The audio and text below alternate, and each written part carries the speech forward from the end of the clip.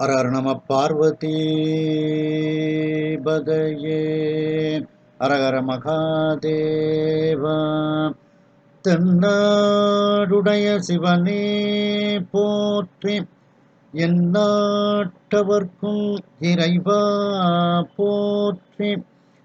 கலைநிறை கணபதிக்கு சரணம் சரணம். திருச்செந்தூர் முருகனுக்கு அரோகரா.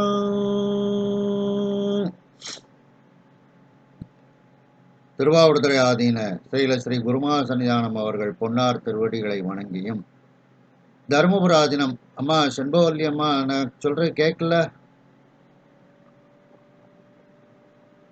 அம்மா? சரி.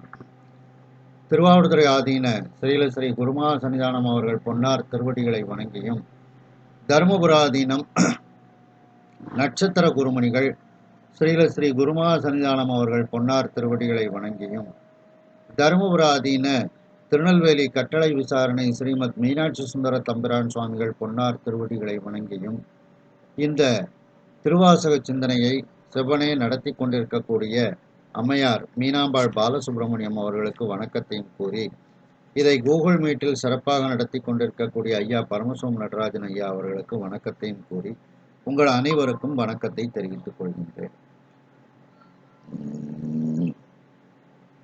நாம் இன்றைய தினம் மணிவாசக பெருமான் அருளி செய்த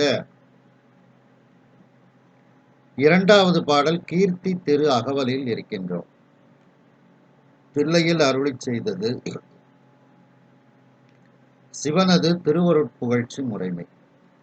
சிவபெருமான் மணிவாசக பெருமானுக்கு அருள் செய்த ஒரு பாங்கு, அடியார்களுக்கு அருள் செய்த பாங்கை எல்லாம் இதில் எடுத்து கூறுவதனால் அவனுடைய பெருமைகள், கீர்த்தி பெருமைகளை எடுத்து கூறுவதனால் இது கீர்த்தி திரு அகவல் என்று பெயர் பெறுகிறது. அதில் சென்ற சிந்தனையில் 118வது வரி வரைக்கும் நாம் சிந்தித்தோம். அதனுடைய தொடர்ச்சி முல்லைப்பண் மோகனராகம் ஆதிதாள திஸ்ரநடை. மீண்டு வாரா வழி அருள் புரிபவன் பாண்டி நாடே பழம்பதியாகவும்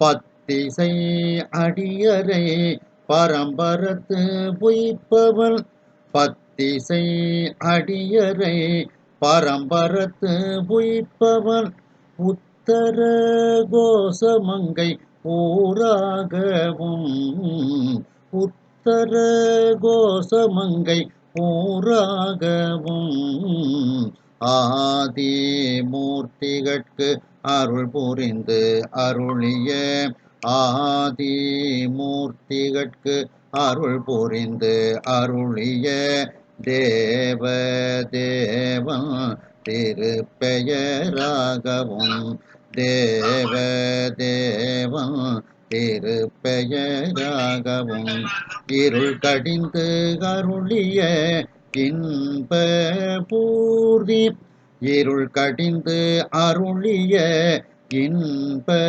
பூர்த்தி அருளிய பெருமை அருள்மலையாகவும் அருளிய பெருமை அருள்மலை ஆகவும்.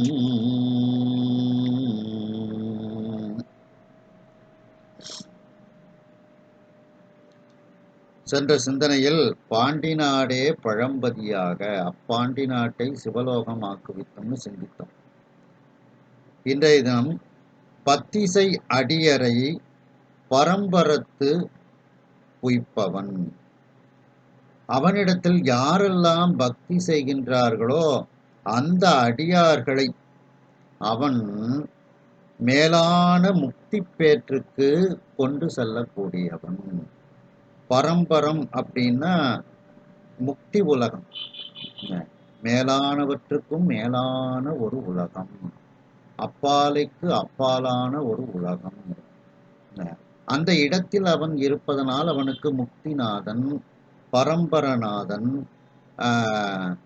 அப்பாலைக்கு அப்பாலான் அப்படின்னுட்டுலாம் அவனுக்கு பேர்.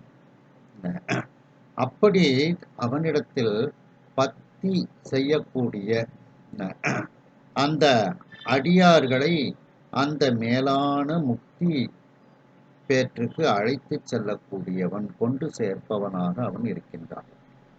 உத்தரகோசமங்கை ஊராகவும், உத்தரகோசமங்கை என்கின்ற திருத்தலத்தையே தன்னுடைய ஊராக அவன் கொண்டு இருக்கின்றான்.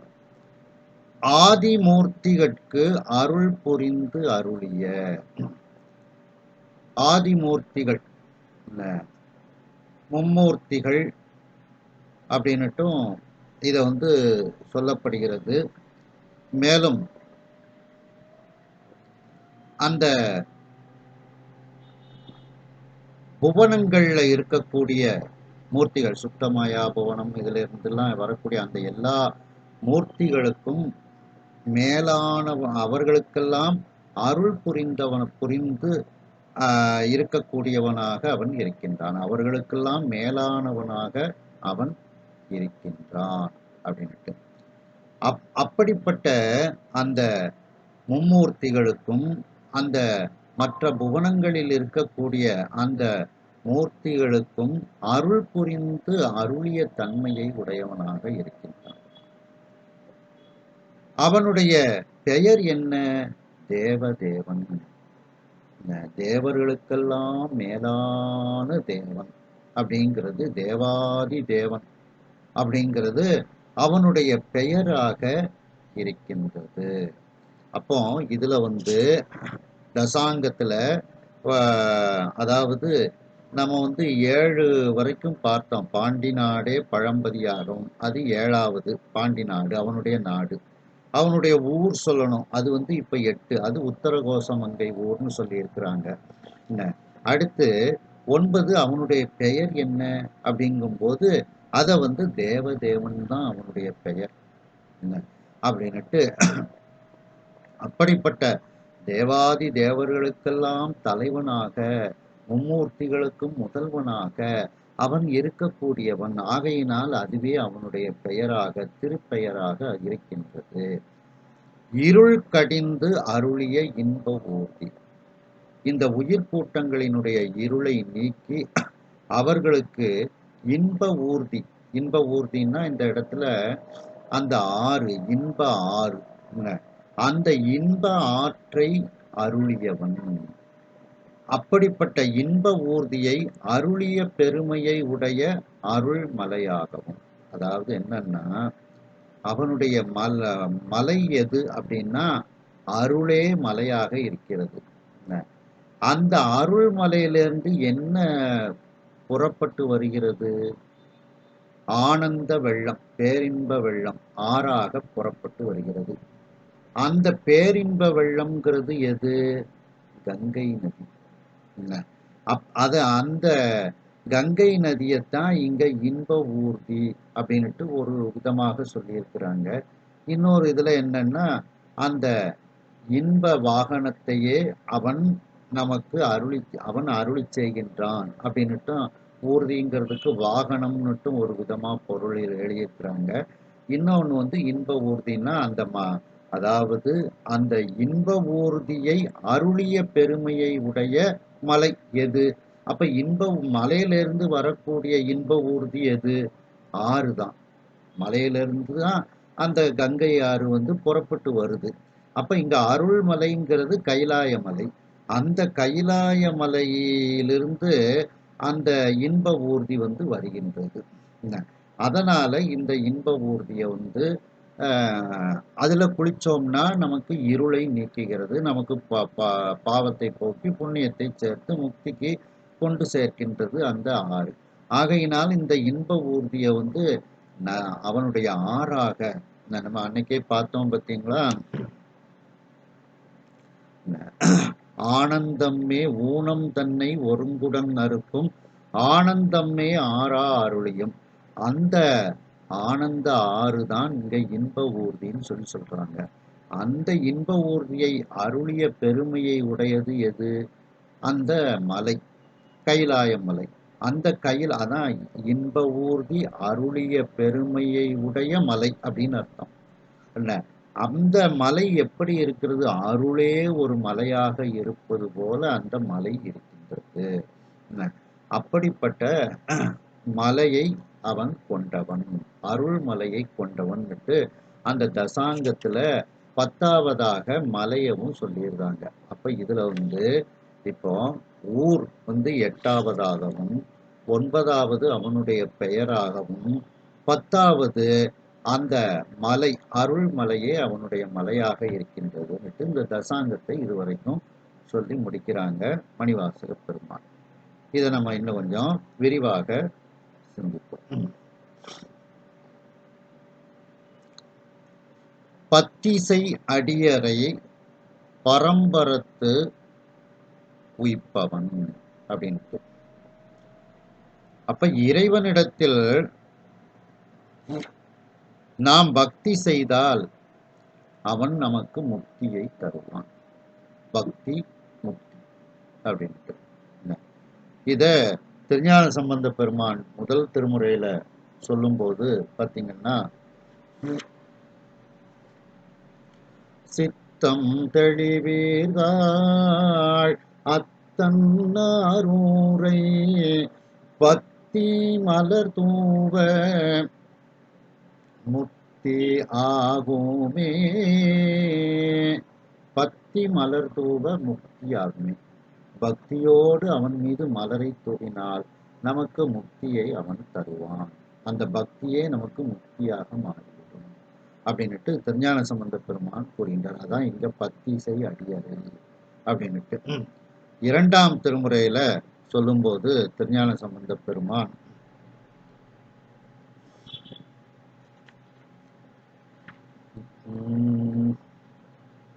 புயலார் பூமி நாமமோதி புகழ் மல்க கயலார் கண்ணார் பண்ணார் ஒலிசை கலிக்காளி பயில்வான் தன்னை பத்தியாரத் தொழுதேத்த முயல்வார் தம்மேல் வெம்மை கூற்றம் முடுகாதே.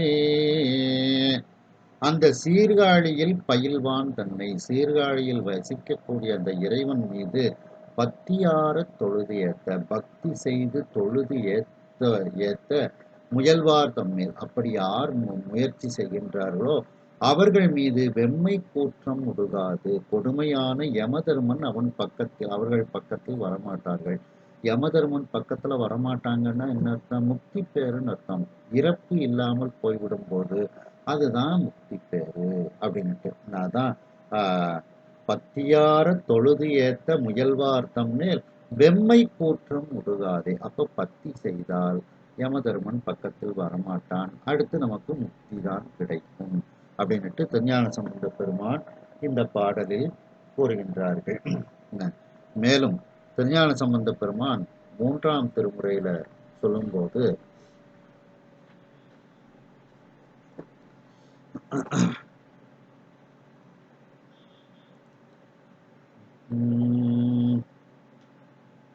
அத்தியின் குறிதனை அழகுற போர்த்தவன் முத்தியாய் மூவரினும் முதல்வனாய் நின்றவன் பத்தியால் பாடிட பரிந்தவர்க்கு அருள் செய்யும் அத்தனார் உறைவிடம் அணிமழ பாடியே.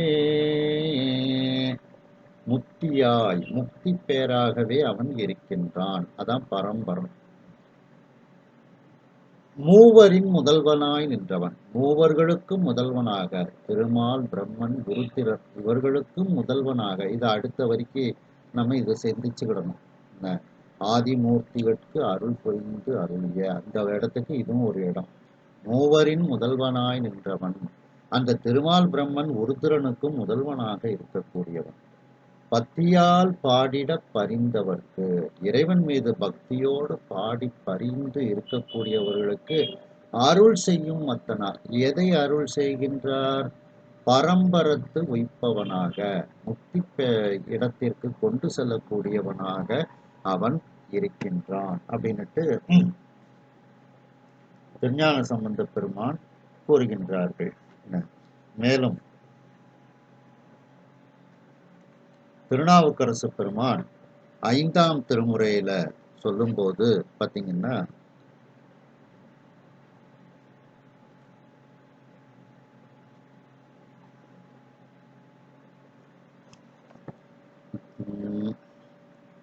முக்தியாக ஒரு தவம் செய்திலையே, அத்தியால் அடியார்க்கு ஒன்று அழித்திலை, தொத்து நின்றலரு சோற்று துறையற்கே, பத்தியாய் பணி செய்மட நெஞ்சமே. முக்தி அடைவதற்கு தவம் எதுவும் செய்யல. ஆனா நீ என்ன செய்யணும்? பக்தியாய் பணி செய் மட நெஞ்சமே. இறைவனிடத்தில் பக்தியோடு நீ இருந்தாலேயே அது உனக்கு முக்தியை தரும் அப்படின்னுட்டாதான் இங்க பத்திசை அடியரை பரம்பரத்து உய்ப்பவன் அப்படின்னுட்டு இதுல கூறுகின்றார்கள். மேலும் திருநாவுக்கரசு பெருமான் 6ஆம் திருமுறையில சொல்லும்போது,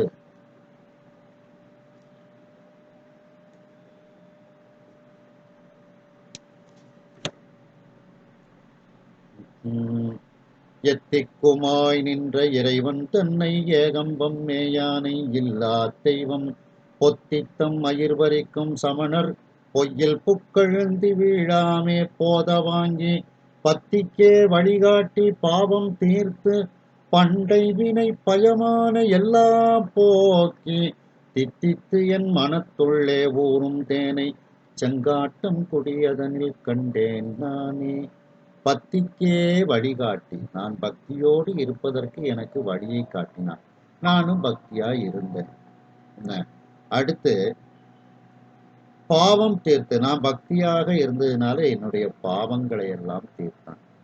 பண்டை வினை பயமான எல்லாம் போக்கி, முன்வினைகள் தொல்வினைகளை எல்லாம் நீக்கி என்னுடைய மனத்தில் அவன் தேனாக இருந்தான், முக்தி பேராக அவன் இருந்தான் அப்படின்னுட்டு பக்தி செய்யும் போது அது நமக்கு முக்திக்கு வழியை காட்டும் அப்படின்னுட்டு இதுல சொல்றாங்க.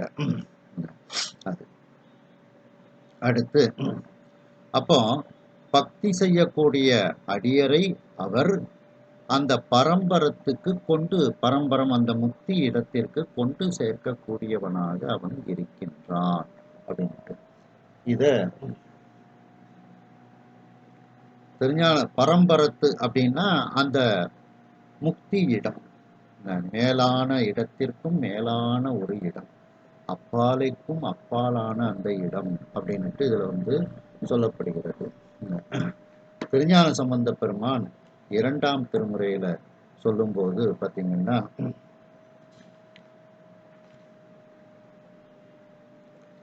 நீதியர் நெடுந்தகையர் நீன்மலையர் பாவையே பாதியர் பராபரர் பரம்பரர் இருக்கை வேதியர்கள் வேள்வி ஒழியாது மறைனாலும் ஓதி அரண்நாமமும் உணர்த்திடு நல்லாரே. அந்த பராபரர் பரம்பரர் இருக்கை, அந்த பரம்பரரினுடைய பரம்பர இருக்கை, அந்த பரம்பரை இருக்கைங்கிறது தான் இங்க முக்தி கூறிய இடம்.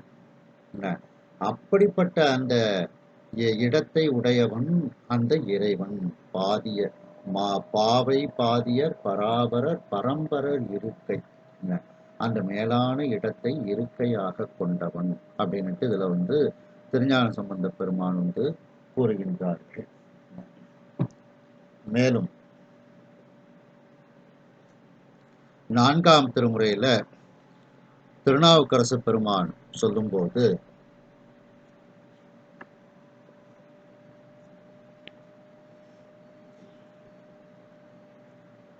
பொந்தையை பொருளாயன்னே பொறுக்கன காலம் போனேன் எந்தையே ஏகமூர்த்தி என்று நின்று ஏத்த மாட்டேன் பந்தமாய் வீடும் ஆகி பரம்பரம் ஆகி நின்று சிந்தையுள் தேரல் போலும் திருச்சோற்று துறையனாரே.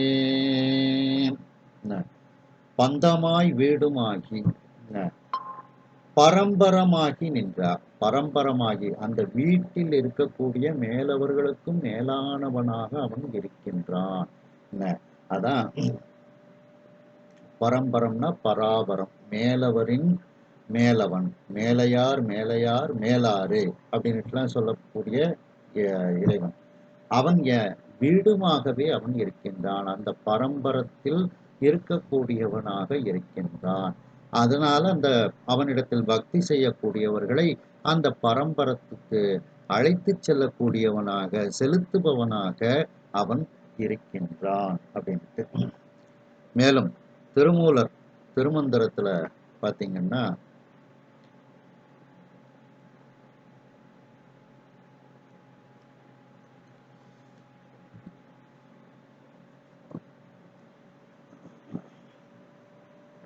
எட்டாம் தந்திரத்துல 20 முப்பரம் அப்படின்னுட்டு அந்த 20வது தலைப்புல சொல்லும்போது, பற்றற பற்றில் பரம்பதியாவது பற்றற பற்றில் பரன்னறிவே பரம், பற்றற பற்றினில் பற்றவல்லோர்கட்கே பற்றற பற்றில் பரம்பரமாமே. அந்த பற்றுக்களை விட்டு பற்ற வல்லோர்களுக்கு அந்த இடம் பரம்பரமாமே, மேலான இடமாக, முக்திக்கு உரிய இடமாக இருக்கிறது. அதான் பரம்பரமாமே அப்படின்னா மேலான முக்திக்கு உரிய இடமாக இருக்கிறது. அந்த இறைவனாகவே அது இருக்கின்றது. அடுத்த பாட்டு பார்த்தீங்கன்னா, பரம்பரமான பதிபாசம் பற்றா பரம்பரமாகும் பரம் சிவமேவ பரம்பரமான பரசிவானந்தம் பரம்பரமாக படைப்பது அறிவே. அந்த அறிவுக்கு நிறைவான இடம் எது? அந்த பரம்பரம்தான் அதற்கு முடிவான இடம். அதான் பரம்பரமாக படைப்பது அறிவேனுட்டு அந்த இடத்தை பற்றி திருமூலர் கூறுகின்றார்கள். அப்படி அவனிடத்தில் பக்தி செய்யக்கூடிய அடியார்களை அவன் அந்த பரம்பரத்துக்கு செலுத்தக்கூடியவனாக, முக்தி பேற்றுக்கு செலுத்தக்கூடியவனாக அவன் இருக்கின்றான். பரம்பரம் அப்படின்னா மேலுள்ளதற்கு மேலுள்ள இடம், அதாவது மேலான அந்த உயர்ந்த இடங்களுக்கெல்லாம் மேலான உயர்ந்த இடமாக, முக்திக்கு உரிய இடமாக அது இருக்கிறது. பரமுக்தி நிலை அப்படின்னுட்டு அதை இன்னும் சொல்லும்போது அப்பாலைக்கு அப்பால் அப்படின்னுட்டும் சொல்கின்றார்கள். அதை திருநாவுக்கரசு பெருமான் 4ஆம் திருமுறையில சொல்லும்போது பார்த்தீங்கன்னா,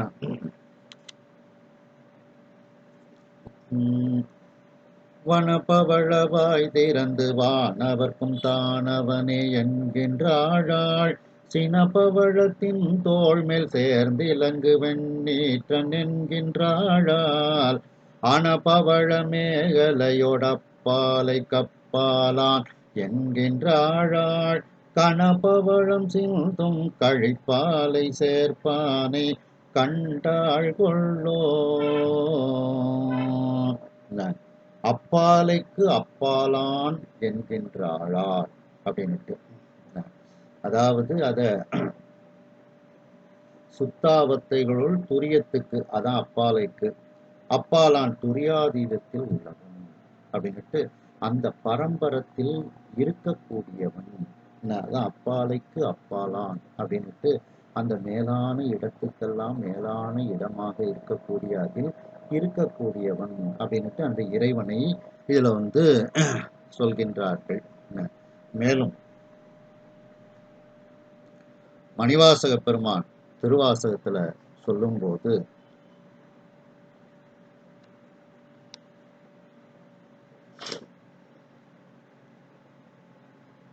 செப்பார் முளை பங்கன் தென்னல் பெருந்துரையான் தப்பாமே தாழ் அடைந்தார் நெஞ்சு உருக்கும் தன்மையினான், அப்பாண்டி நாட்டை சிவலோகம் ஆக்குவித்த அப்பார் சடையப்பன் ஆனந்தவார்களே, ஒப்பாக ஒப்புவித்த உள்ளத்தார் உள்ளிருக்கும் அப்பாலைக்கு அப்பாலை பாடுதுங்கான் அம்மானாக. அப்படி அந்த அப்பாலைக்கு அப்பாற்பட்ட பொருளாக அந்த பரம்பரத்தில் இருக்கக்கூடியவனாக அந்த பரம்பரத்துக்கு அடியார்களை கொண்டு செலுத்தக்கூடியவனாக, அப்பாலைக்கு கொண்டு செலுத்தக்கூடியவனாக அவன் இருக்கின்றான் அப்படின்னுட்டு இதுல அந்த ஒப்பாக ஒப்புவித்த உள்ளத்தார் யாரு, அவர் யாரை கொண்டு போறாரு, பக்தி செய்யக்கூடிய அடியர். அந்த பக்தி செய்யக்கூடிய அடியரைத்தான் இங்க ஒப்பாக ஒப்புவித்த, இறைவனிடத்தில் தன்னை அடைக்கலமாக ஒப்புவித்த உள்ளத்தார், அதான் பக்தி செய்யக்கூடிய அடியார்கள். அவர்கள் உள்ளிருக்கக்கூடியவன், அப்பாலையில் இருக்கக்கூடியவன், அவர்களை அந்த இடத்திற்கு கொண்டு சேர்ப்பவன் அப்படின்னுட்டு இதுல சொல்லப்படுகிறது இந்த திருவாசகத்தில். அப்படிப்பட்ட அந்த இறைவன் தன்னிடத்தில் பக்தி செய்யக்கூடிய அடியார்களை அந்த முக்தி பேற்றுக்கு செலுத்துபவனாக, அவன் செலுத்தக்கூடியவனாக அவன் இருக்கின்றான். அடுத்து உத்தரகோசமங்கை ஊராகவும்.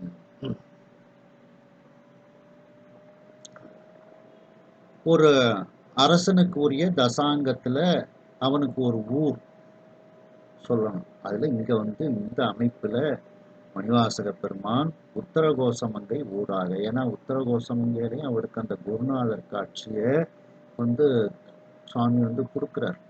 அதனால அந்த உத்தரகோசமங்கையை அவனுக்கு ஊராக இருக்கின்றது. ரொம்ப பழமையான ஒரு திருத்தலம். அந்த நடராஜ பெருமானே பார்த்தீங்கன்னா முழுவதும் மரகதத்தால உள்ள மூர்த்தி. அது எப்போ செய்யப்பட்டதுன்னு யாராலையும் சொல்ல முடியாது. அப்படிப்பட்ட ஒரு பழமையான ஊர் அந்த உத்தரகோசமங்கை. அந்த ஊர்க்காரங்க இதுதான் முதலா வந்த ஊரு சுவாமிக்கு அப்படின்பாங்க. அப்படிப்பட்ட அந்த உத்தரகோசமங்கையே அவனுக்கு ஊராக இருக்கின்றது. திருவாசகத்துல அந்த உத்தரகோசமங்கையை நிறைய இடத்துல மணிவாசக பெருமான் கூறிக்கொண்டே வருகின்றார்கள்.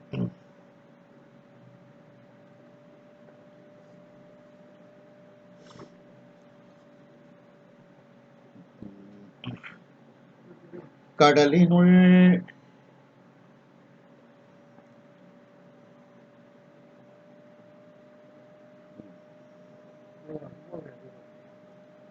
கிளாஸ்ல இருக்கிற குரல் பார்த்து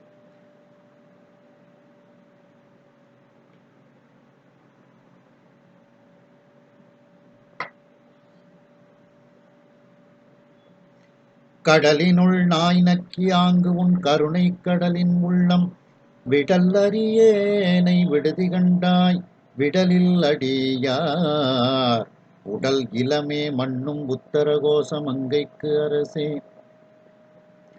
மடலில் மட்டே மணியே அமுதே என் மது வெள்ளமே. மண்ணும் உத்தரகோசமங்கைக்கு அரசே. மண்ணும் அப்படின்னா என்றென்றைக்கும் நிலைத்து இருக்கக்கூடிய அப்படின்னு அர்த்தம். அப்போ அப்படி என்றென்றைக்கும் நிலைத்து இருக்கக்கூடிய அந்த உத்தரகோசமங்கைக்கு அரசாக அவன் இருக்கின்றான். அதனாலதான் அது என்றென்றைக்கும் நிலைத்து இருப்பதனாலதான் அது அவனுடைய ஊராக இருக்கின்றது. அதுக்கு அடுத்த பாட்டிலையும் சொல்லும் போது பார்த்தீங்கன்னா, வெள்ளத்துள் நாவற்றியாங்கு உன் அருள் பெற்று துன்பத்தின் நின்றும் விள்ளக்கிலேனை விடுதி கண்டாய் விரும்பும் அடியார் உள்ளத்து உள்ளாய் மண்ணும் உத்தரகோசமங்கைக்கு அரசே கள்ளத்துளேற்கு அருளாய் கழியாத களியனக்கே. இதுலயும் மண்ணும் உத்தரகோசமங்கைக்கு அரசே, என்றென்றைக்கும் நிலைத்து இருக்கக்கூடிய திருத்தலங்களாக நிறைய தலங்கள் சொல்லப்படும். அதுல உத்தரகோசமங்கையும் ஒன்றாக சொல்லப்படுகிறது. அடுத்து பாத்தீங்கன்னா, சீரார் பவளம் கால் முத்தம் கயிறாக ஏறாரும் பொற்பலகை ஏறி இனிதமர்ந்து நாராயணன் அறியா நாள் மலர்த்தாள் நாயடியேற்கு ஊராகத் தந்தருளும் உத்தரகோசமங்கை ஆரா அமுதின் அருள்தாளினை பாடி போரார் வேர் கண்மடவீர் பொன்னூசல் ஆடாமோ. உத்தரகோசமங்கையை ஊராகத் தந்து அருளும் ஆறாமுது. அப்போ அந்த உத்தரகோச மங்கையையே தன்னுடைய ஊராக நமக்கு தந்து அருளினான். அப்படிப்பட்ட பெருமையை உடையவன் அந்த பெருமான் அப்படின்னுட்டு இதுலயும் அந்த உத்தரகோச மங்கை அவனுடைய ஊராக இருக்கின்றது அப்படின்னு இந்த திருவாசகத்துல சொல்றாங்க. ஊராக தந்தருளும் உத்தரகோச மங்கை, உத்தரகோச மங்கை ஊராக தந்தருளும் அப்படின்னு கொண்டு சேர்க்கணும். அவனுக்கு ஊராக வந்ததுக்கு அப்புறம் தான் அது நமக்கு அடுத்தால ஊராக வருது. அப்படி அந்த உத்தரகோச மங்கை முதலில் அவனுக்கு ஊராக அவன் வைத்திருக்கின்றான். அப்படிப்பட்ட ஆறா அமுதமாக அவன் இருக்கின்றான். அப்படிப்பட்ட உத்தரகோச மங்கையை அவன் ஊராக கொண்டு இருக்கின்றான் அப்படின்ட்டு. மேலும் அந்த 19வது பதிகம் திருத்தசாங்கத்துல பாத்தீங்கன்னா அவனுடைய ஊர் எது அப்படின்னுட்டு கிளிகிட்ட கேட்கிறார். உத்தரகோச மங்கை தான் அவனுடைய ஊர் அப்படின்னுட்டு பதில் வருது. தாதாடு பூஞ்சோலை தத்தாய் நமையாளும் மாதாடும் பாகத்தன் வாழ்பதியன் போதாட்டி பத்தரெல்லாம் பார்மேல் சிவபுரம் போர் கொண்டாடும் உத்தரகோச மங்கை ஊர். இதுலயும் பக்தர் எல்லாம்னு தான் போடுறாங்க. அப்ப பக்தி செய்யக்கூடியவர்கள் பக்தர்கள்.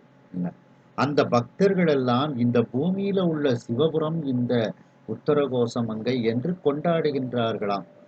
அப்படிப்பட்ட அந்த அம்பிகையோடு இருக்கக்கூடிய பெருமான் வாழக்கூடிய அந்த திருத்தலம் எது அப்படின்னு சொல்லி கேட்கும் பொழுது பக்தி உடையவர்கள் எல்லாம் இந்த பூமியில் சிவபுரம் போல் இருக்கக்கூடிய திருத்தலம், சிவபுரமாகவே இருக்கக்கூடிய திருத்தலம் இந்த உத்தரகோச மங்கை. அந்த உத்தரகோச மங்கையையே தன்னுடைய ஊராக கொண்டவன் அப்படின்ட்டு இந்த பாட்டிலையும் மணிவாசக பெருமான் அந்த உத்தரகோச மங்கையை பற்றி கூறுகின்றார்கள்.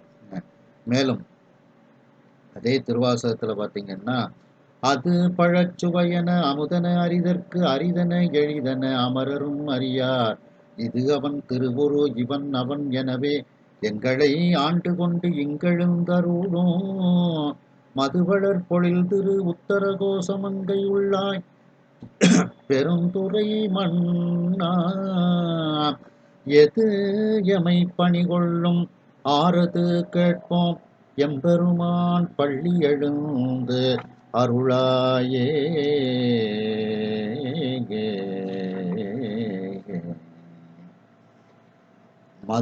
மதுவளர் பொழில் திரு உத்தரகோச மங்கை உள்ளாய் திருப்பெருந்துறை மன்னா எது எமை பணிகொள்ளும் ஆறது கேட்போம் எம்பெருமான் பள்ளி எழுந்தருளாயே. அப்போ அந்த திருவுத்தரகோச மங்கையில் வீற்றிருக்கக்கூடியவனே உள்ளாய், வீற்றிருக்கக்கூடியவன் அதான் அவனுடைய ஊராக இருக்கின்றது அப்படின்ட்டு. அடுத்து பாத்தீங்கன்னா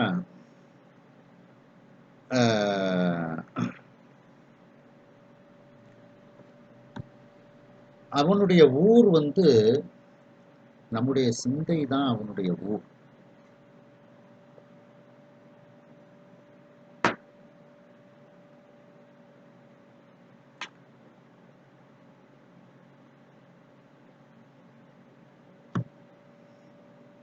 ஒரு நிமிஷம்.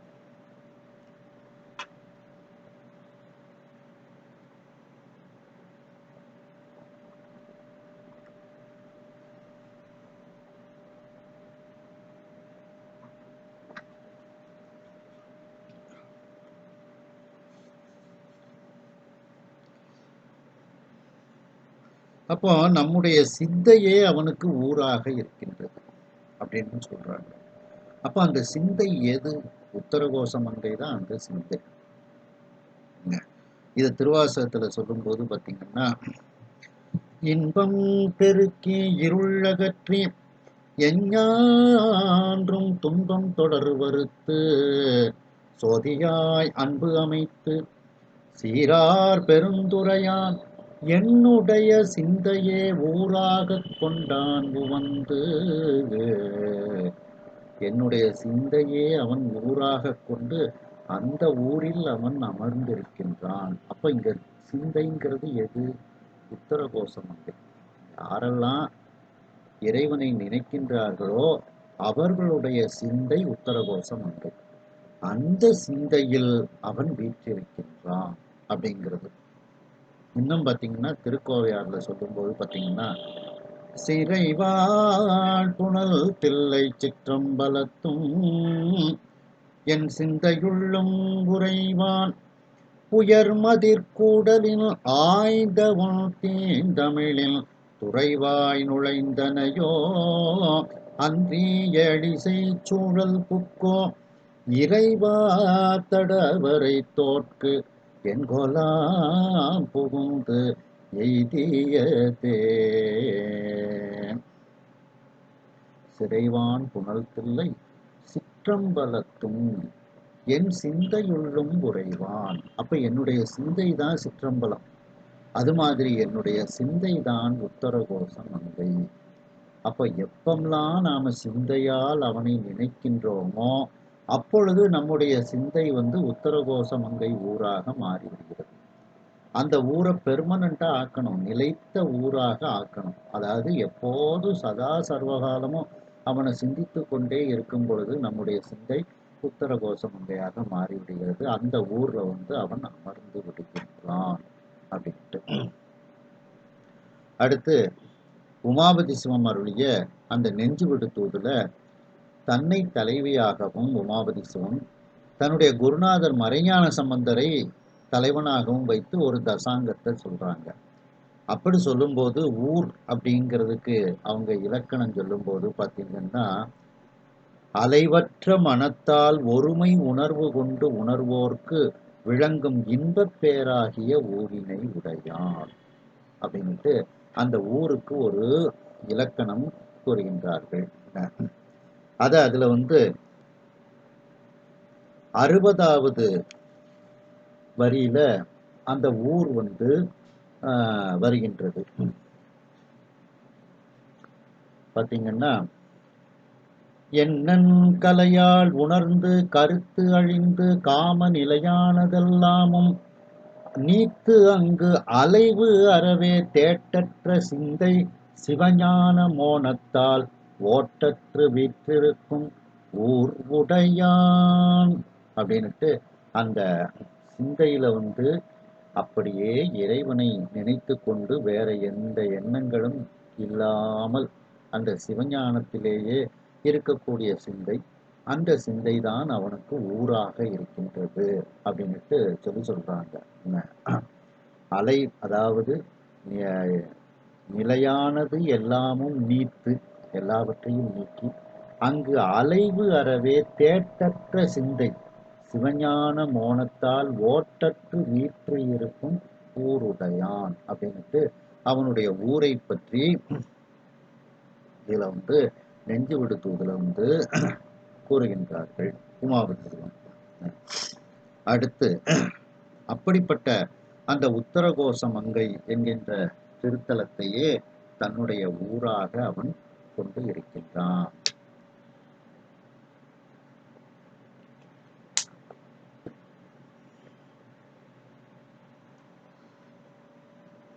அடுத்து பாத்தீங்கன்னா,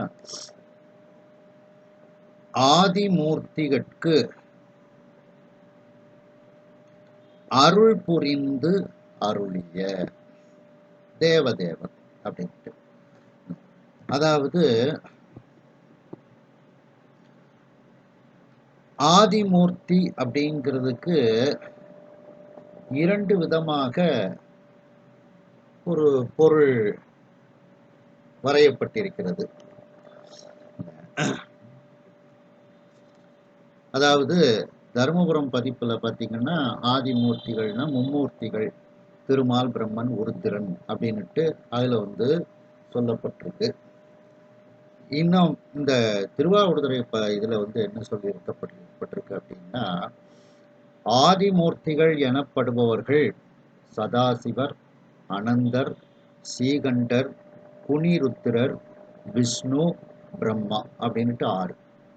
அதாவது இவர்கள்லாம் சுத்தமாயை, அசுத்தமாயை, பிரகிருதி மாயைகளில் தொன்று தொட்டே கடவுள் தன்மை பெற்றவர்களாய் அந்தந்த தத்துவ புவனங்களில் இறைவன் அருளால் அதிகாரம் செலுத்துபவர்கள். இறைவன் அருளாலும் சொல்றதுனால இவர்களுக்கெல்லாம் மேலானவன் நம்முடைய இறைவன். அது இறைவன் அருளால் அதிகாரம் செலுத்துபவர்கள். இவர்கள் அனைவருக்கும் தெய்வமாக விளங்குதலின் சிவன் தேவதேவன் மகாதேவன் என வழங்கப் பெறுவர் அப்படின்னுட்டு. அதை ஸ்வேதாசுவரதர உபநிடத்திலையும் சொல்லப்பட்டிருக்கு. அதாவது ஈஸ்வரர்களுக்கெல்லாம் தேவதேவனாகவும் தலைவர்களுக்கெல்லாம் தலைவனாகவும் மேலானவற்றிற்கெல்லாம் மேலானவனாகவும் சிவபெருமானை அறிகிறோம் அப்படின்னுட்டு அந்த உபநிடத்தில் கூறப்பட்டிருக்கின்றது அப்படின்னுட்டு. அதாவது அவனுக்குன்னுட்டு ஒரு தனியா ஒரு நாம ரூபம் இல்லாதவன் அப்படிங்கிறத இதுல வற்புறுத்தப்படுகிறது. அதனாலதான் அவனை தேவர் பிரான் அப்படின்னுட்டு இதுல சொல்லப்படுகிறது அப்படின்னுட்டு. அதாவது அந்த 6 சதாசிவர், அனந்தர், சீகண்டர், குணிருத்திரர், விஷ்ணு, பிரம்மா இவர்களுக்கும் மேலானவனாக அந்த இறைவன் இருக்கின்றான் அப்படின்னுட்டு இதுல சொல்லப்பட்டிருக்கு. இத பொதுவாக என்னன்னா ஆதிமூர்த்திகள் அப்படின்னா மும்மூர்த்திகள் திருமால், பிரம்மன், உருத்திரன் அவர்களுக்கு அவன் அருள் செய்தது. எதை அருள் செய்கின்றான் அவர்களுக்கு? அந்த முத்தொழில்கள், படைத்தல், காத்தல், அழித்தல் அப்படிங்கிற அந்த முத்தொழில்களை இறைவன் அவர்கள் செய்த புண்ணியத்தின் காரணமாக அவர்களுக்கு கொடுத்து அவர்களுக்கு அருள் செய்கின்றான் அப்படின்னுட்டும் இதற்கு பொருள் எழுதப்பட்டிருக்கின்றது. அந்த ஆதிமூர்த்திகளுக்கு அருள் புரிந்து அருளிய அப்படின்னா அவர்களுடைய புண்ணியத்தின் காரணமாக அந்த முத்தொழில்களை அவர்களுக்கு கொடுக்கின்றார். அதான் அருள் புரிதல் அப்படிங்கிற இதுல இது சொல்லப்படுகிறது.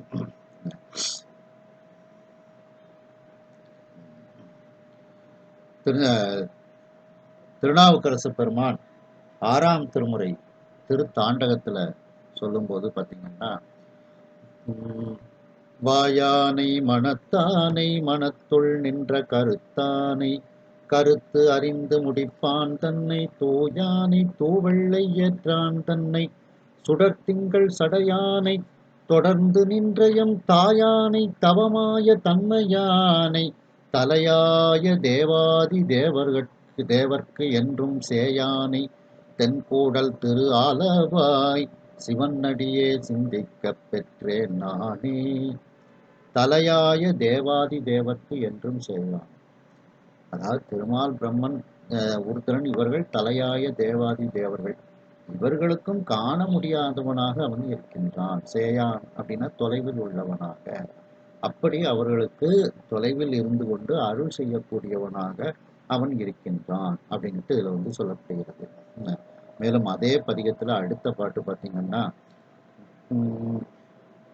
பகை சுடராய் பாவம் அறுப்பான் தன்னை பழியலியாய் நஞ்சுண்டு அமுது ஈந்தானை வகை சுடராய் வல்லசுரர் புறமட்டானை வளைவிலியாய் எல்லார்க்கும் அருள் செய்வானை மிகை சுடரை விண்ணவர்கள் மேல் அப்பாலை மேலாய தேவாதி தேவர்க்கு என்றும் திகை சுடரையே தென்கோடல் திரு ஆலவாய் சிவனடியே சிந்திக்கப் பெற்றேன் நானே. மேலாய தேவாதி தேவர்க்கு என்றும் திகை சுடரை, திகை சுடர்னா திசை காட்டும் ஒளியின் அர்த்தம். அந்த தேவாதி தேவர்கள் மும்மூர்த்திகள் அந்த 6 பேராக சொல்லப்பட்ட அவர்கள் இவர்களுக்கெல்லாம் திசை காட்டும் வழிகாட்டும் ஒளியாக அவன் இருக்கின்றான். அப்ப அந்த வழிகாட்டும் ஒளிதான் இங்க ஆதிமூர்த்திகளுக்கு அருள் புரிந்த அருள் புரிந்து அருளிய அப்படிங்கிறது அந்த இடம். திகைச்சுடரைங்கிறது அருள் புரிந்து அருளிய அப்படிங்கிறது தான் அந்த இடமாக இருக்கின்றது. மேலும் அதே திருத்தாண்டகத்துல பார்த்தீங்கன்னா,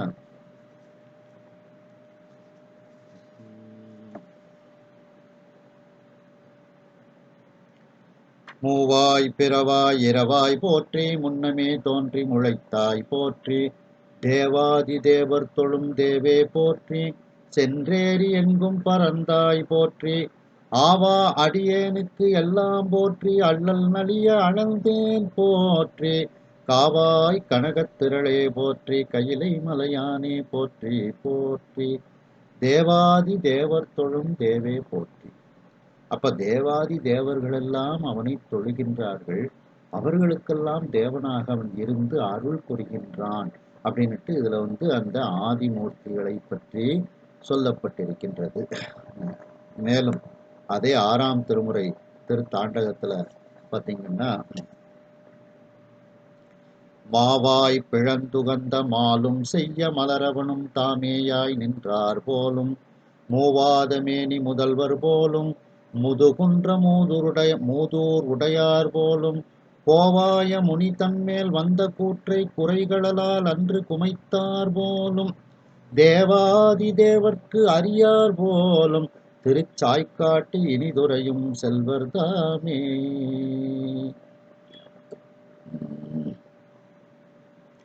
தேவாதி தேவர்க்கு அறியார் போலும் அந்த ஆதிமூர்த்திகளுக்கெல்லாம் காண முடியாதவனாக அவன் இருக்கின்றான் அப்படின்ட்டு அவனுடைய பெருமையை இப்படியெல்லாம் சொல்லப்படுகிறது. மேலும் திருமூலர் திருமந்திரம் 10ஆம் திருமுறையில சொல்லும்போது பார்த்தீங்கன்னா,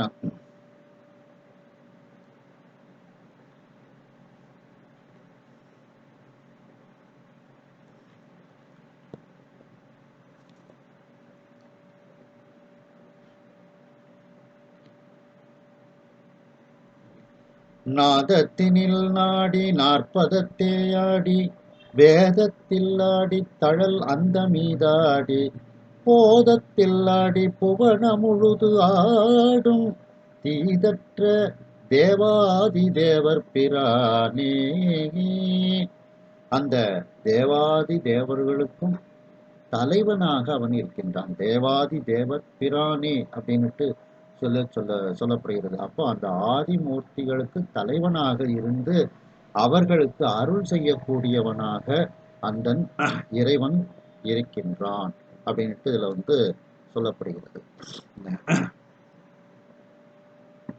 மேலும் அந்த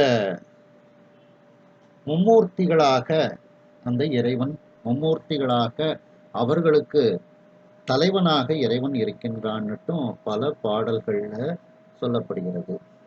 மேலும் திருநாவுக்கரசு பெருமான் 5ஆம் திருமுறையில சொல்லும்போது பார்த்தீங்கன்னா, ஒருவராயிரு மூவரும் மாயவன் புருவதாய குழகன் உறைவிடம் பருவரால் குதிகொள்ளும் பழனம் சூழ் கருவதாம் கடம்பூர் கரக்கோயிலே. இதுல ஒருவராய்ங்கிறதுக்கு சிவன்னுட்டு சொல்லி எடுத்துக்கலாம். இருவராய் இரு அப்படிங்கும்போது சிவன் சக்தி அப்படின்னுட்டு, மூவரும் அப்படின்னு சொல்லும்போது திருமால் பிரம்மன் உருத்திரன் அப்படின்னுட்டு எடுத்து ஒரு பொருள் சொல்லப்பட்டிருக்கு. மேலும் இதற்கு நம்ம இதோட பார்க்கும்போது ஒருவராய் அப்ப சதா அந்த ஒருவராய் இரு மூவரும் ஆயவன் அப்படின்னா மொத்தமா 6 பேராக நாம எடுத்துக்கொண்டு பார்த்தோம் என்றால் இந்த சதாசிவர், அனந்தர், ஸ்ரீகண்டர், ருத்ரர், விஷ்ணு, பிரம்மா இந்த 6 பேரையும் இதுல கொண்டு வந்துக்கலாம். இவர்களாகவே அவன் இறைவன் இருக்கின்றான் அப்படின்னுட்டு இதுல சொல்லப்படுகிறது. மேலும் அந்த திரிமூர்த்திகளுக்கும் மேலானவனாக இருக்கின்றான் அப்படின்னுட்டு திருத்தாண்டகத்துல எல்லாம் நிறைய இடங்கள்ல சொல்லப்படுகிறது. முந்தைகான் மூவரிலும் முதலானான் மூவிலை வேல் மூர்த்திகான் முருகவேட்கு தந்தைகான் தங்கடமா முகத்தினார்க்கு தாதைகான் தாழ்ந்து அடியே வணங்குவார்க்கு சிந்தைகான் சிந்தாத சித்தத்தார்க்கு சிவனவன்கான் செங்கண்மால் விடை ஒன்று ஏறும் எந்தைகான் எழிலாரும் பொழிலார் கச்சி ஏகம் பண்கான் அவன் என் எண்ணத்தானே. மூவரிலும் முதலானான்கான் அந்த ஆதிமூர்த்திகளுக்கும் முதன்மையானவனாக அவர்களுக்கு அருள் புரியக்கூடியவனாக அவன் இருக்கின்றான் அப்படின்ட்டு இதுல சொல்லப்படுகிறது. அதான் ஆதிமூர்த்திகளுக்கு அருள் புரிந்து அருளிய அப்படின்ட்டு சொல்லப்படுகிறது. இத அந்த முத்தொழிலையும் கூடியவன் இறைவன் ஒருவனே அப்படின்னுட்டு அந்த சிவஞான சித்தியார்ல அருளந்தி சிவாச்சாரிய சுவாமிகள் சொல்கின்றார்கள். அதாவது முத்தொழிலையும் செய்யும் உரிமை சம்ஹார காரணன் ஆகிய சிவபெருமானுக்கே உடையது அப்படின்ட்டு ஒரு பாடல்ல சொல்லப்படுகிறது. அதாவது உரைத்த இத்தொழில்கள் மூன்றும் மூவருக்கு உலகம் போத வரைத்து ஒருவனுக்கே ஆக்கி வைத்தது இங்கு என்னை எண்ணில் விரை கமலத்தோன் மாலும் ஏவலான் மேவினோர்கள் குறைத்த அதிகார சக்தி புண்ணியம் நன்னலாலேகே. அதாவது படைத்தல், காத்தல், அழித்தல் ஆகிய அந்த முத்தொழில்கள் முறையே பிரம்மன், விஷ்ணு, ருத்ரன், அரண் இவர்களுக்கு உரியது என்று உலகம் கூறுகிறது. ஆனாலும் இந்த முத்தொழிலும் செய்யும் சுதந்திரம் ஒரு கடவுளுக்கே உண்டு அப்படின்னுட்டு இந்த பாடலில் கூறப்படுகிறது. இதற்கு காரணம் என்ன என்றால்,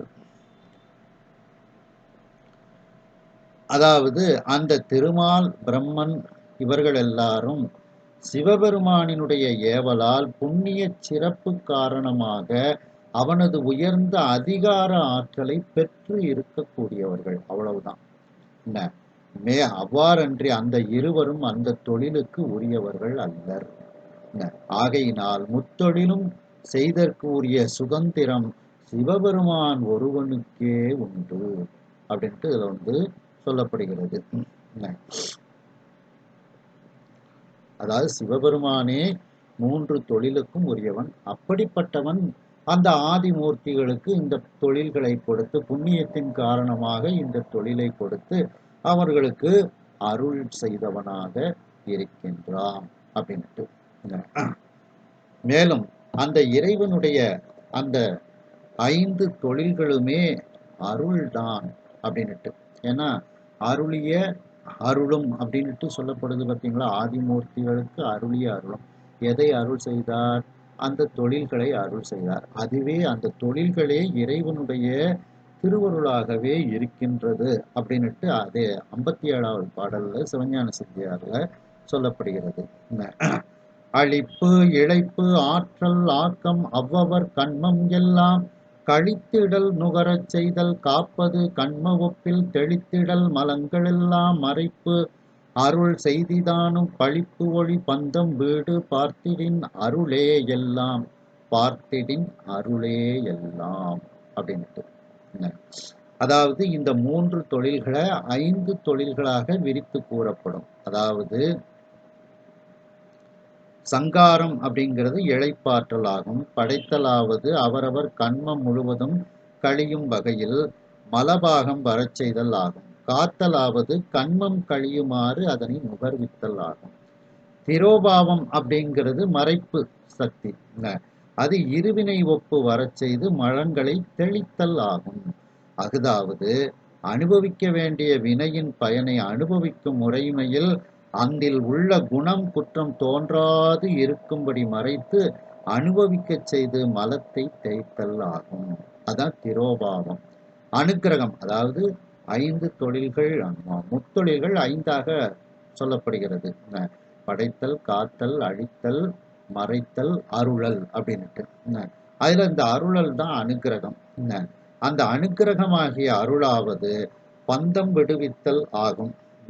இவ்வாறு ஒவ்வொரு தொழிலும் ஒவ்வொரு பயன் தருவதனால் ஆராயும் பொழுது அந்த 5 தொழில்களுமே இறைவனுடைய அருட்செயல்களாகத்தான் இருக்கின்றது. இதுல இந்த சம்ஹாரம், மறைத்தல் இது மரத்தொழில் போல இருந்தாலும் அதனை பழிக்க வேண்டாம். அது அருள்தான். அந்த 5 தொழிலை முத்தொழிலாக கூறும் பொழுது மறைத்தலை காத்தலின் உள்ளும் அருளை சங்காரத்தின் உள்ளும் அடக்கி கூறப்படும் அப்படின்னுட்டு இதை சொல்லப்படுகிறது. அப்படி அந்த ஆதிமூர்த்திகளுக்கு அவன் அருள் செய்தவனாக திருமால், பிரம்மன், உருத்திரன் போன்றவர்களுக்கு அருள் செய்தவனாக, அவர்களுக்கு அவரவர்களுக்குரிய தொழில்களை கொடுத்து அருள் செய்தவனாக அவன் இருக்கின்றான். அடுத்து அவனுடைய பெயர், இப்போ 9வதாக அவனுடைய பெயர் என்ன அப்படின்னு சொல்லும்போது, தேவதேவன் தான் அவனுடைய திருப்பெயராக இருக்கின்றது அப்படின்ட்டு சொல்கின்றார். தேவதேவன் திருப்பெயர் ஆகவும்.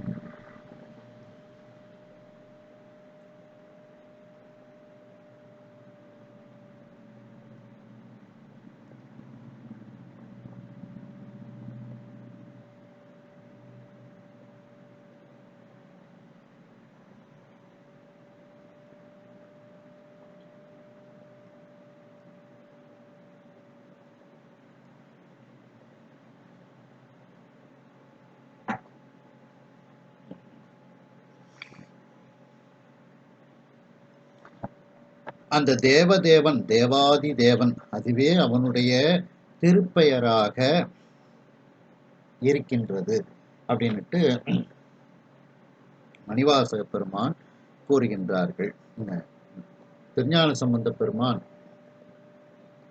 2ஆம் திருமுறையில சொல்லும்போது பார்த்தீங்கன்னா,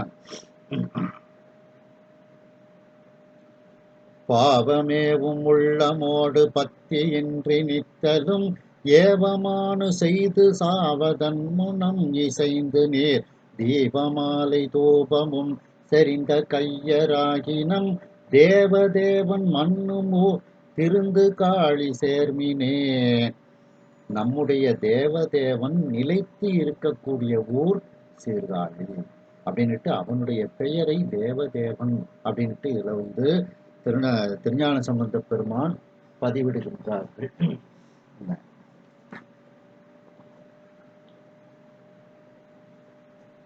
அடுத்து 9ஆம் திருமுறையில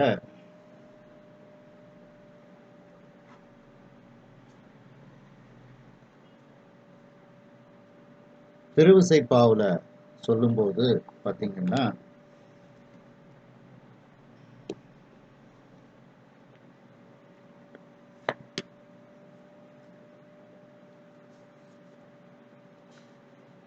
திருவாலி அமுதனார் சிதம்பரம் திருத்தலத்துல சொல்லும்போது பார்த்தீங்கன்னா, அலந்து போகினேன் அம்பல கூத்தனே அணிதில்லை நகராழி சிலந்தியை அரசாழ்க என்று அருள் செய்த தேவதேவீசனே. உலர்ந்த மார்க்கண்டிக்காகி அக்காலனை உயிர் சக உதை கொண்ட மலர்ந்த பாதங்கள் வனமுலை மேல் ஒற்ற வந்து அருள் செய்யாயே.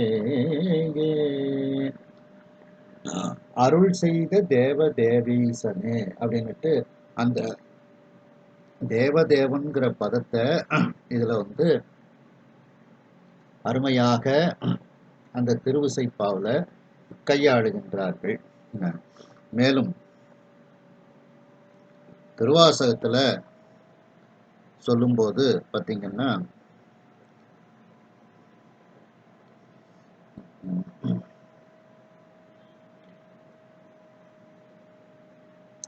தசாங்கத்துல அவனுடைய பெயர் என்ன அப்படின்னுட்டு கிளிட்டு கேட்குறாங்க. அவனுடைய பெயர் தேவர் பிரான் அப்படின்னுட்டு அவனுடைய பெயர். அதைத்தான் இங்க தேவதேவன் அப்படிங்கிறது. தேவதேவனும் தேவர் பிரான் ரெண்டும் ஒண்ணுதான். ஏறார் இளங்கிளியே எங்கள் பெருந்துரைக்கோன் சீரார் திருநாமம் தேர்ந்து உரையாய் ஆரூரன் செம்பெருமான் வெண்மலரான் பார்க்கடலான் செப்புவ போல் எம்பெருமான் தேவர் பிரான் என்று தேவர்களுக்கெல்லாம் தலைவனாக இருக்கக்கூடியவன் எங்கள் பெருமான், அதனால அவனுடைய பெயர் வந்து இது அப்படின்னுட்டு இதுல வந்து சொல்லப்படுகிறது. அதைத்தான் இங்க தேவர் பிரான்னு சொன்னதுதான் இங்க தேவதேவன் அப்படின்னுட்டு, அதுவே அவனுடைய திருப்பெயராக இருக்கின்றது அப்படின்ட்டு சொல்லி மணிவாசக பெருமான் கூறுகின்றார்கள். மேலும் தேவாதி தேவன் அப்படின்னுட்டும் நிறைய இடங்கள்ல சொல்லப்படுகிறது. ரெண்டும் ஒண்ணுதான். தேவதேவன் தேவாதி தேவன் ரெண்டுமே ஒன்றுதான். இத திருஞான சம்பந்த பெருமான் 3ஆம் திருமுறையில சொல்லும்போது பாத்தீங்கன்னா, நாவாய பிறை சென்னி நலந்திகளும் இலங்கிப்பி போவாத நித்திலங்கள் கொணர்ந்து எரியும் குளிர்கானல் ஏவாரும் பெஞ்சிலையால் எயில் 3ம் எரி செய்த தேவாதி தேவனார் திருவேட்ட குடியாரே. தேவாதி தேவனார் அப்படின்ட்டு இதுல வந்து அவருடைய பெயரை சம்பந்த பெருமான் பதிவிடுகின்றார்கள். மேலும் 4ஆம் திருமுறையில திருநாவுக்கரசு பெருமான் சொல்லும்போது பார்த்தீங்கன்னா,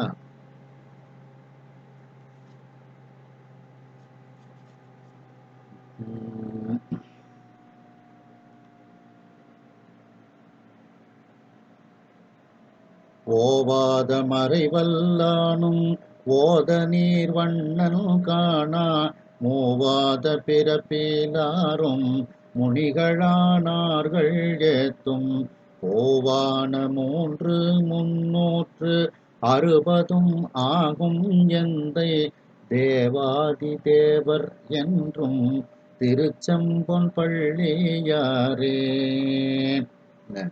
தேவாதி தேவர் அப்படின்னுட்டு அவருடைய பெயராக இருக்கின்றது அப்படின்னுட்டு இதுல வந்து சொல்லப்படுகிறது.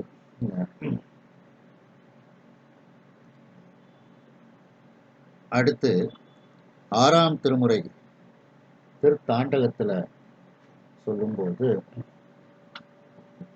திருநாவுக்கரசு பெருமான் திருத்தாண்டகத்துல சொல்றாங்க,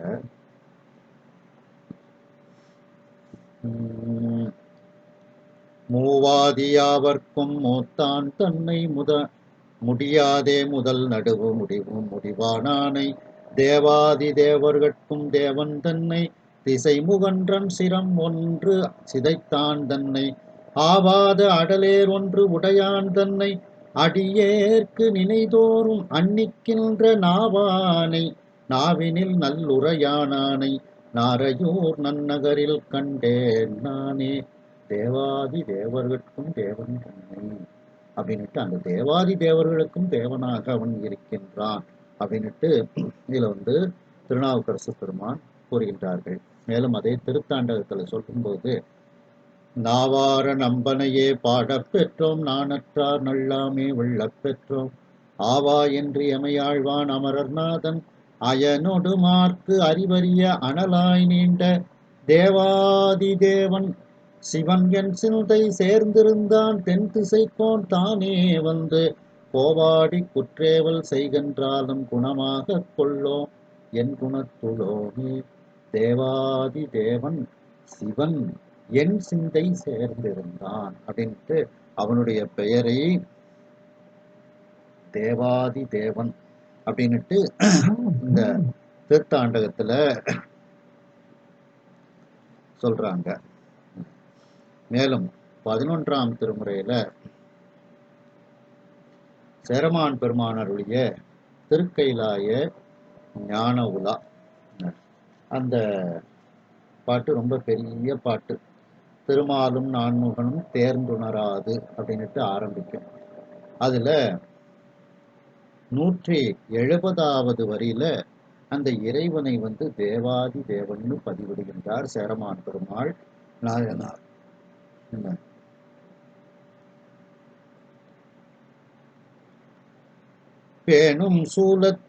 பேணும் குலத்தார் அகன்றிடுக குற்றத்தார் வம்மின் நலத்தீர் நினைமின் நீர் என்று சொலற்கரிய தேவாதி தேவன் சிவன் ஆகில் தேன் கொன்றை பூவார் அலங்கல் அருளாது போவானேல் அப்படின்னுட்டு தேவாதி தேவன் சிவன் ஆயிற்று ஆயில் அந்த தேவாதி தேவன் சிவனாக இருக்கின்றான். தேவாதி தேவன் சிவன் ஆயில் தேன் கொன்றை பூவார் அலங்கல் அருளாது போவானே. அந்த பெருமான் எனக்கு தன்னுடைய மாலையை தராது போவானோ அப்படிங்கிற மாதிரி இதுல கூறுகின்றார். அப்ப அதுல சுவாமியினுடைய பெயரை சொல்லும்போது தேவாதி தேவன் சிவன் அப்படின்னுட்டு இந்த திருக்கைலாய ஞான உலாவில் சேரமான் பெருமாள் கூறுகின்றார்கள். மேலும் நக்கீரருடைய கைலை பாதி காலத்தி பாதி அந்த இதுல சொல்லும்போது பார்த்தீங்கன்னா, பெரியவர் காணீர் என் உள்ளத்தின் பெற்றி தெரிவறிய தேவாதி தேவன் பெரிதும் திருத்தக்கோர் ஏத்தும் திருக்கையிலை கோனை இருத்தத்தான் போந்தது இடம். தேவாதி தேவன் அப்படின்ட்டு இதுலயும் அந்த பெருமானினுடைய பெயரை பதிவிடுகின்றார்கள். மேலும் அதே 11ஆம் திருமுறையில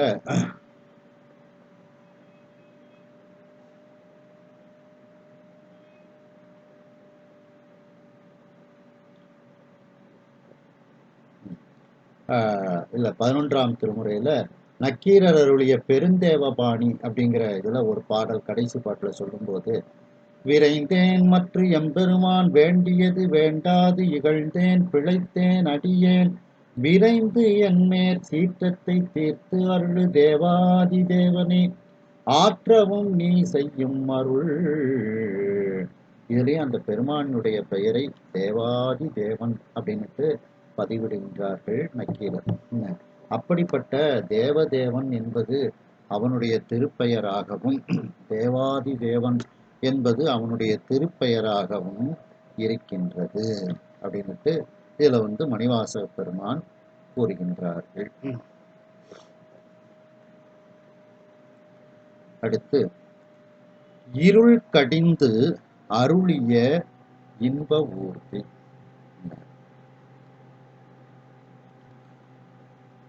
இந்த ஊர்திங்கிறதுக்கு வாகனம்னு ஒரு அர்த்தம் எழுதியிருக்கிறாங்க, ஆறு அப்படின்னுட்டு அர்த்தம் சொல்லப்பட்டிருக்கு. நம்முடைய இருளை நீக்கி அருள் செய்யக்கூடிய அந்த இன்ப ஆறு, ஊர்தின்னா இங்க ஆறு. அந்த ஆறு எங்கே இருந்து இறங்கி வருது? அருள் மலையிலிருந்து இறங்கி வருகிறது, கைலாய மலை. அப்ப அங்கேருந்து இறங்கி வரக்கூடிய ஊர்தி எது? கங்கை ஆறு. அந்த கங்கையில குளிச்சா நம்முடைய பாவங்கள் எல்லாம் போகி நம்ம முக்தி பேற்றுக்கு அழைத்து செல்லக்கூடியது அந்த கங்கை ஆறு. அப்படி இன்ப ஊர்திங்கிறதுக்கு அந்த அவனுடைய ஆறு, அது ஏற்கனவே அவனுடைய ஆறு எப்படிப்பட்டதுன்னு சொல்லி இதுல முந்தையே சொல்றாங்க மணிவாசக பெருமாள். ஊனம் தன்னை ஒருங்குடன் அறுக்கும் ஆனந்தமே ஆறா அருளியும் அப்படின்ட்டு அந்த ஆறை இந்த இன்ப ஊர்தியாக சொல்லப்படுகிறது. அந்த இன்ப ஊர்தியை எது நமக்கு அருளிய பெருமையை உடையது? அந்த இன்ப ஊர்தியை அருளிய பெருமையை உடைய அருள்மலை. அந்த அருள்மலை எது? கைலாயமலை. அந்த கைலாய மலையிலிருந்து இறங்கி வரக்கூடிய இன்ப ஊர்தி எது? கங்கை ஆறு. அந்த கங்கையில் நாம் குளிக்கும் பொழுது நமக்கு இருளை எல்லாம் நீக்கி நமக்கு பாவங்களை எல்லாம் நீக்குகிறது அப்படிங்கிற மாதிரி இதுல அந்த இன்ப ஊர்தியை கங்கையாகவும் சொல்லப்படுகிறது. மேலும் நம்முடைய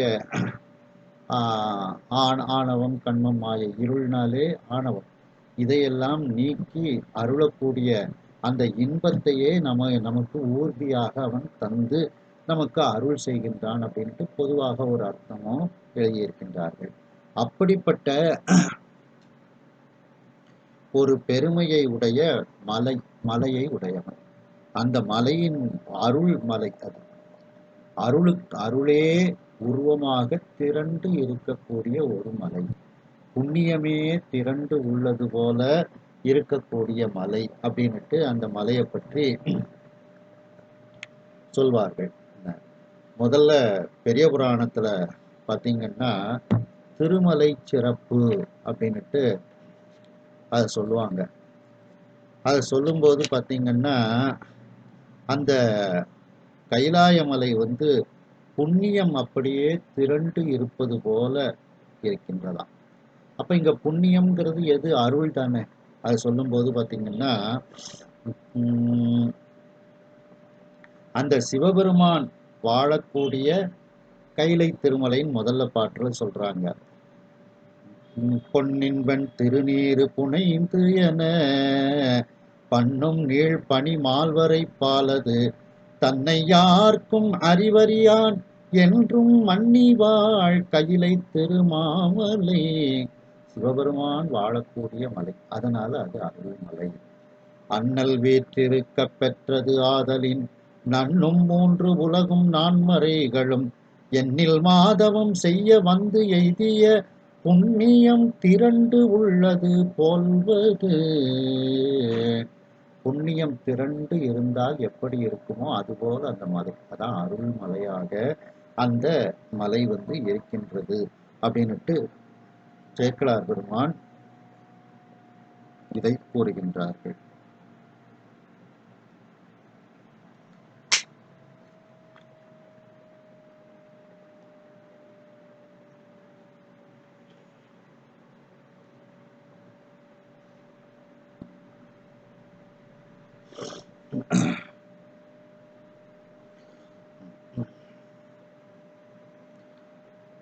அதாவது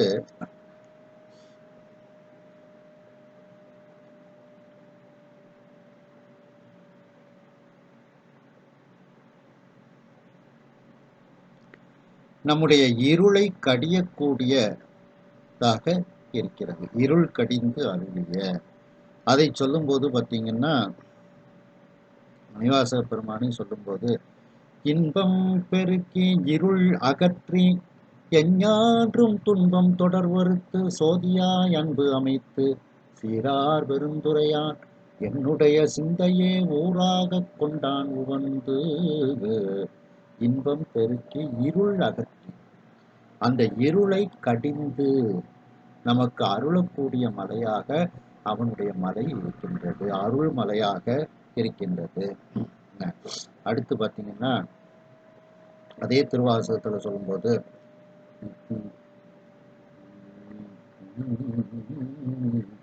இன்றெனக்கு அருளிய இருள் கடிந்து உள்ளத்து எழுகின்ற ஞாயிறே போன்று நின்ற நின் தன்மை நினைப்பற நினைந்தேன் நியலால் பிரிது மற்ற இன்மை சென்று சென்று அணுவாய் தேய்ந்து தேய்ந்து ஒன்றாம் திருப்பெருந்துறை உரை சிவனே ஒன்று நீ இல்லை அன்றி ஒன்று இல்லை யார் உன்னை அறிய கற்பாரே.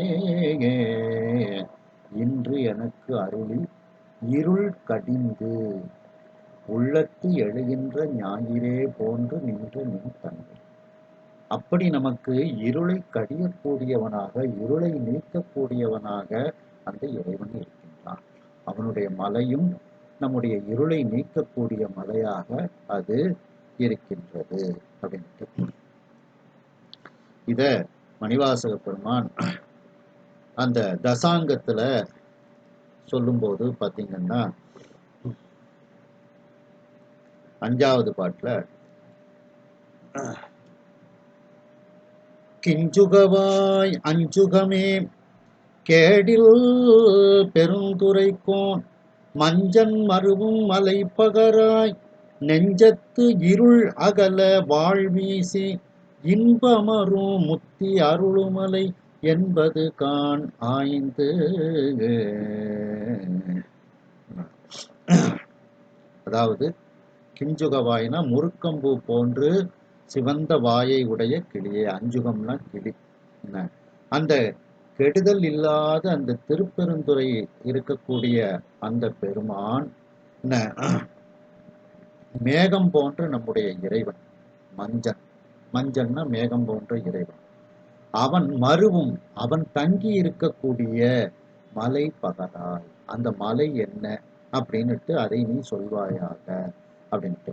அப்போ மனத்தில் உள்ள அறியாமையாகிய இருள் நீங்க ஞான ஒளி வீசி இன்பம் நிலைத்து இருக்கும் வீடு பேற்றினை அழிக்கின்ற அருளாகிய மலை அப்படின்னுட்டு இதுல சொல்கின்றார். அருளும் மலை, அதான் இங்க அருள்மலை. இந்த 3 காலத்துக்கும் அது பொருந்தும். அருள்மலைனா அருளிய மலை, அருள்கின்ற மலை, அருள்மலை அப்படின்னுட்டு. அதனாலதான் பண்டும் இன்றும் என்றும் உள்ள பொருள்னு சொன்னது போல அது நேர்த்திக்கும் அது அருள் செஞ்சுக்கிட்டு தான் இருந்தது, இன்றைக்கும் அருள் செய்து கொண்டுதான் இருக்கின்றது, இனிமேல் என்றென்றைக்கும் அருள் செய்து கொண்டே இருக்கும். அதனால அந்த அருள்மலைங்கிற வினைத்தொகையை அங்க போடுறாங்க. அது அருளிய மலை, அருள்கின்ற மலை, அருளும் மலை அப்படின்ட்டு அதுக்கு பொருள். அப்படிப்பட்ட அந்த அருளும் மலைதான் அவனுடைய முக்தி அருளும் மலை. நமக்கெல்லாம் முக்தியை தரக்கூடிய மலைதான் அவன் வீற்றிருக்கக்கூடிய மலை. இதுல இருள் நெஞ்சத்து இருள் அகல, அதான் இருள் கடிந்து. அப்படிப்பட்ட மலையை உடையவனாக அந்த பெருமான் இருக்கின்றார் அப்படின்ட்டு இதுல சொல்லப்படுகிறது. அடுத்து பாத்தீங்கன்னா திருஞான சம்பந்த பெருமான் முதல் திருமுறையில சொல்லும்போது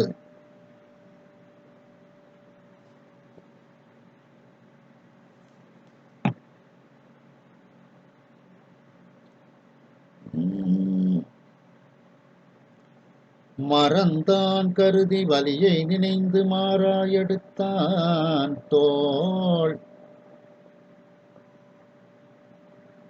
நிறந்தான் முறிய நெறிய ஊன்றே நிறைய அருள் செய்தார் திறந்தான் காட்டி அருளா என்று தேவர் அவர் வேண்ட அறம்தான் காட்டி அருளி செய்தார் அண்ணாமலையாரே. அந்த அண்ணாமலையார் அறங்களையெல்லாம் காட்டி அருளி செய்தார். அப்படிப்பட்ட அருள் செய்யக்கூடிய அண்ணாமலையாராக அவனுடைய மலை கைலாய மலை இருக்கின்றது அப்படின்னுட்டு இதுல சொல்லப்படுகிறது. மேலும்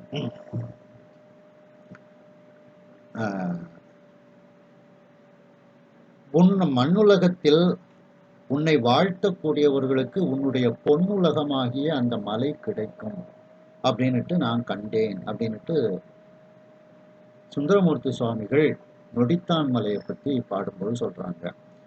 மண்ணுலகில் பிறந்து நும்மை வாழ்த்தும் வழியடியார் பொன்னுலகம் பெறுதல் தொண்டனேன் என்று கண்டொழிந்தேன் விண்ணுலகத்தவர்கள் விரும்ப வெள்ளையானையின் மேல் என்னுடல் காட்டுவித்தான் நொடித்தான் மலை உத்தமனே.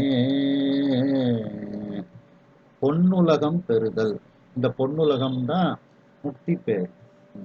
அப்படி அந்த நொடித்தான் மலை உத்தமன், நொடித்தான் மலைன்னா கைலாய மலை, அருளும் மலை. அந்த இறைவன் எனக்கு இப்படி அருள் செய்தான் அப்படின்னுட்டு அவனுடைய மலையை பற்றி பெருமையாக சுந்தரமூர்த்தி சுவாமிகள் கூறுகின்றார்கள். மேலும்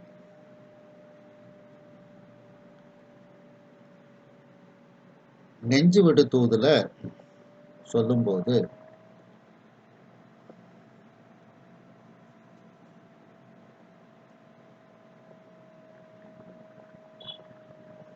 அவனுடைய மலையை பற்றி உமாபதி சிவன் கூறுகிறார். உமாபதி சிவன் தன்னை தலைவியாகவும் ஒரு மறைஞான சம்பந்தரை தலைவனாகவும் வைத்து தசாங்கத்தை கூறுகின்றார். அப்படி சொல்லும் பொழுது மலையை பற்றி சொல்லும் பொழுது வினையின் நீங்கி விளங்கிய அறிவினனாய் நிற்கும் இறைவன் தன்னை சார்ந்து இருக்கும் உயிர்களும் வினை நீக்கம் பெற வேண்டும் என்னும் இரக்கம் உடையவன். அவ்விரக்கமும் அதன் வழி அவன் அருளுமே மலையாக உடையவன் அப்படின்னுட்டு அந்த மலையை பற்றி கூறுகின்றார் உமாபதி சிவன். அதாவது 39வது வரியில அந்த மலையை பற்றி அவர் கூறுகின்றார். அதாவது உளக்கண்ணுக்கு அல்லாது தோன்றா அமலன் அகிலமெல்லாம் நில்லாமல் நின்ற நிலையினான் சொல்லாரும் ஈசன் பெருமை இருவினையேன் இன்று உனக்கு பேசும் தகைமையெல்லாம் பேணிக்கேள் பாசம் பலவும் கடந்து பரிந்து அருள்சேர் பண்பால் குலவி விளங்கும் குணக்குன்றோ. அந்த குணக்குன்றோன் அப்படிங்கிறதான், குணம்னாலே அருள் தானே. அப்படிப்பட்ட குணக்குன்றோனாக அந்த குணக்குன்றையே தன்னுடைய மலையாக உடையவன் அப்படின்னுட்டு இந்த நெஞ்சு விடுத்துதலையும் இதை பற்றி, அந்த மலையை பற்றி கூறுகின்றார்கள். அந்த மலை அருளும் மலை, அருள்மலை, அது கைலாய மலை. அந்த கைலாய மலையை பற்றி நிறைய இடத்துல சொல்லப்பட்டிருக்கு. திருநாவுக்கரசு பெருமான் 5ஆம் திருமுறையில சொல்லும்போது, நிலைமை சொல்லு நெஞ்சே தவம் என் செய்தாய் கலைகள் ஆயவல்லான் கையிலாய நன்மலையன் மாமயிலாடு துறையன் நம் தலையின் மேலும் சிரத்தின் உள்ளும் தங்கவே. அந்த கைலாய மலையன் நம் தலையின் மேலும் சிரத்துள்ளும் தங்க நீ என்ன தவம் செய்தாய் அப்படின்ட்டு கேட்கிறார். அப்ப அந்த கைலாய மலை எங்க இருக்கு? நம்ம தலையில தான் இருக்கு. அவன் தங்கிட்டான்னா அதான் கைலாய மலை, அருள் மலை. அதான் கைலாய மலையன் நம் தலையின் மேலும் சிரத்துளும் தங்கவே என்ன தவம் செய்தாய் நெஞ்சமே, அதை சொல் அப்படின்னு சொல்லி கேட்கின்றார்கள். அப்படிப்பட்ட அருள் மலையை உடையவனாக அவன் இருக்கின்றான். அந்த அருள்மலையை பற்றி நிறைய பாடல்கள் இருக்கின்றது.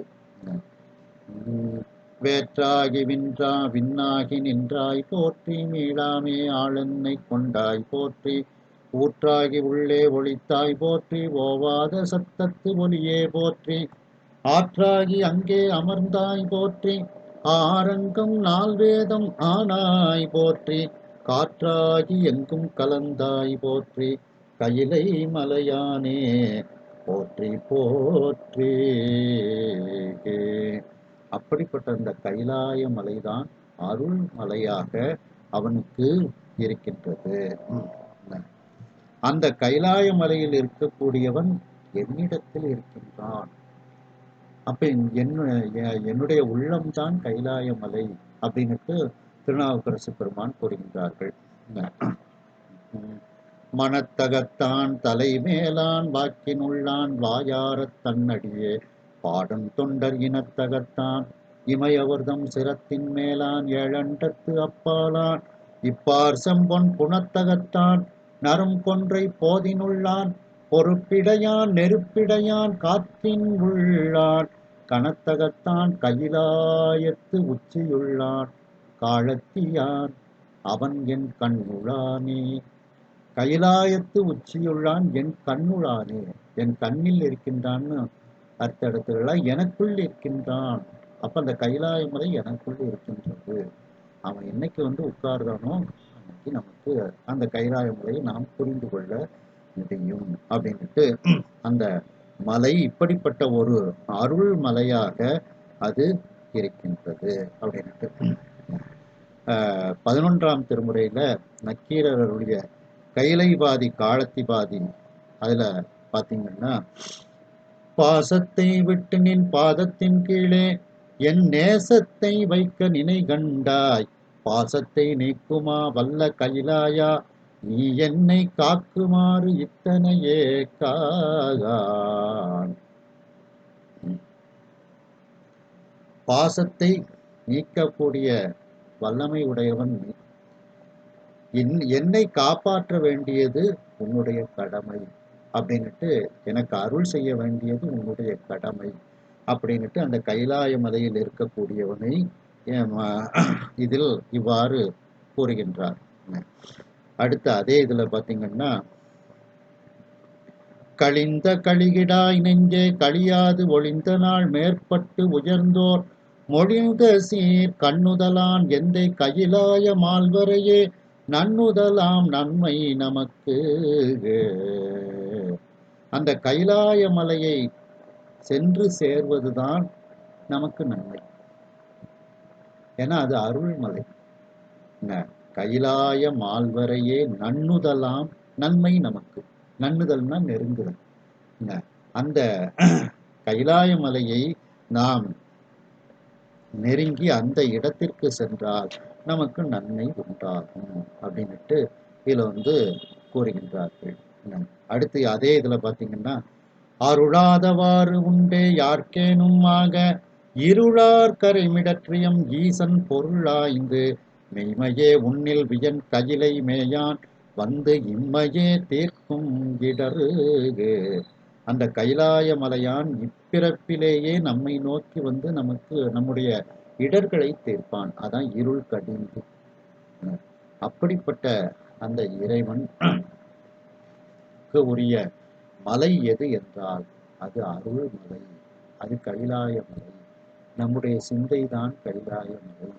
இன்னும் பல மலைகள் அவன் வீட்டிருக்கக்கூடிய மலைகள் எல்லாம் அவனுடைய அருள்மலையாக அண்ணாமலையாக அது இருக்கின்றது அப்படின்ட்டு அவனுடைய மலையை இப்படி அந்த நம்முடைய ஆணவ மலத்தை எல்லாம் நீக்கி நமக்கு அருள் செய்வதற்காக அந்த கைலாய மலையிலிருந்து இன்ப ஊர்தியாக அந்த கங்கை நதி வருகிறது. அந்த கங்கை நதியில் வருவதற்கு அருளிய பெருமையை உடையவன், கங்கை நதி வருவதற்கு அருளிய பெருமையை உடையவன் அந்த இறைவன். அந்த கங்கை நதி வரக்கூடிய அந்த அருள் மலையை உடையவனாக அந்த இறைவன் இருக்கின்றான் என்று இந்த மலையினுடைய பெருமையை இதில் கூறுகின்றார்கள் என்று இந்த அளவில் இந்த சிந்தனையை நிறைவு செய்து மீண்டும் அடுத்த சிந்தனையில் இதனை நாம் தொடருவோம். ஹரஹர நம பார்வதி பதையே, ஹரஹர மகாதேவா, வெற்றிவேல் முருகனுக்கு அரோகரா.